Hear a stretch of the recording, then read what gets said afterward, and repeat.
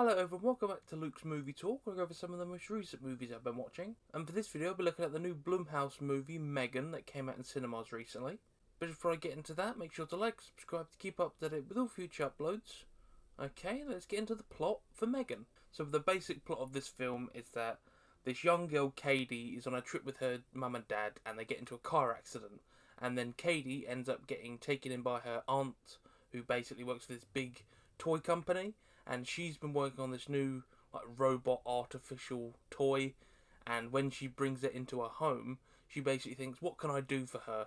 And she basically makes M3GAN, which is this almost like an android robot. And basically over the course of the film, M3GAN looks after Katie, and they end up making her the big new toy for the season. But over the course of the film, because M3GAN's been told by Gemma to look after Katie and make sure nothing hurts her, she basically goes to the absolute extreme, and when someone bullies her, she ends up killing a kid to save Katie. She kills a dog, she kills their neighbour, and she just goes on a rampage, and she ends up getting a lot more sentience, a lot more menacing over the course of the film, because as a robot she learns and becomes a lot more dark and oh, whoever gets in my way of looking after Katie, I'll have to kill. So basically she ends up going rogue. She attacks Gemma and basically goes off on her own so she can live with Katie by herself and she won't have to be with Gemma. And at the end of the film, Gemma and Katie team up and they destroy M3GAN basically. But it's left on a cliffhanger where we're not too sure, is she really gone? But yeah, it was a really fun, not scary film. It was a lot more tense than anything else. But there's a lot of actually dark comedy bits which I quite enjoyed. So my thoughts on the film was that M3GAN is one part terrifying and another part snarky killing machine. The use of the face and the CG and the mask combination I think they've used is really terrifying because the eyes are huge. It's very uncanny valley because it looks human but not human enough. And the way M3GAN acts, she takes on the voices of other people, is a very robotic voice. But she's terrifying and also snarky, making snide comments at Gemma all the time, and going, oh yeah, don't you worry, I'll look after Kate, you don't really care. And it's really menacing because M3GAN's this 3 foot tall killing machine. It's really cool. The relationship between Gemma and Katie, going from complete strangers to somewhat family relationship at the end of the film. So at the start of the film, they don't really know each other, so Gemma's probably not been close to Katie when she's a lot younger, so they've obviously not been totally close as a family. But through their hardship throughout the film, they get a lot closer and they become somewhat of a surrogate mother-daughter relationship, and hopefully they can become a proper family and not depend on machines like M3GAN. Gemma clearly wasn't ready to accept Katie into her life, thus creating M3GAN. So Gemma was making M3GAN and she just kind of put it to the wayside. But when she couldn't deal with Katie and her basically childlike attitude, she basically made M3GAN to deal with her, and she kind of put the responsibility onto M3GAN, which is the whole plot of this film, where Gemma's basically gone, nah, I'll let M3GAN deal with it. And then through that turmoil they become a lot closer, so Gemma learnt her lesson. M3GAN almost becomes a somewhat mother figure to Katie. So as I said, Gemma basically made M3GAN to look after Katie, and M3GAN almost became the surrogate mother. But M3GAN went a bit too off the edge and started killing people, so she ended up getting destroyed. And Katie ended up accepting Gemma as much more of an aunt or a mother figure. Watching M3GAN slowly grow more and more independent and violent towards anyone trying to separate her from Katie was terrifying. So at the start of the film, she was like, oh yeah, let's be friends, a lot more toyish. But as M3GAN started to learn more about the world and how to act and how people can be really mean and horrible, she becomes a lot more mean and terrifying, pulling someone's ear off, killing a dog, the neighbour that she doesn't really like either because she's mean to Katie. She uses a water pressure hose and chemicals to I don't know what she did, they don't actually show it, but I can imagine it wasn't very nice at all.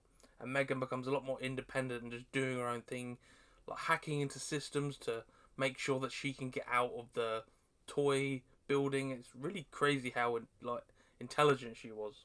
The majority of the violence wasn't in your face graphic, but intense all the same.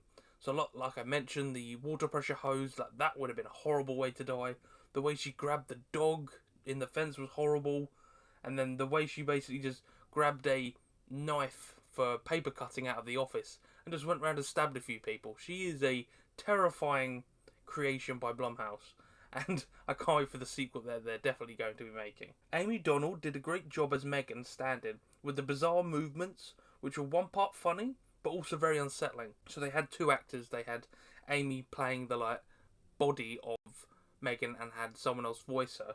And I think she did a really good job of when the really weird dancing movements finally goes off the edge and basically just going around doing what she wants, killing people, and the really weird just overall robotic movements as well when she starts to break down at the end of the film. It was really unsettling and creepy. One great moment was the robot fight with Gemma's old college robot, Bruce, fighting M3GAN. So basically Gemma had an old robot that she used in a assignment, and basically it's a big bulky robot and you control it with gloves, and Katie had the gloves on and basically had a boxing match with M3GAN and tore her in half. It was a really intense, unexpected scene, and I loved it all the same. It was great. I love the open ending with some insinuation that M3GAN is still alive but hiding in the home security system, which she controlled earlier. So you see earlier in the film that M3GAN used the home security to basically get back into the house and turn lights off and stuff, and the way they insinuate that the home security system turns slowly towards Gemma and Katie kind of makes you think, oh, is M3GAN still around in the system, just hiding there until she can finally get out again. Hopefully that's brought up in the sequel, that she was hiding in there and that she jumps into different tech to get around, which would be quite cool.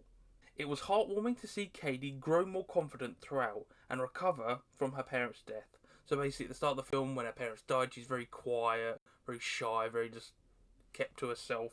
But throughout the film, she grows to like M3GAN and becomes a lot more confident and out of her shell. And by the time she has to end up fighting M3GAN and saving Gemma, she's a lot more outgoing and yeah, I can do this. I'm not going to sit back and just let it all happen. She's going to fight. And I thought it was really cool to see her growth as a character.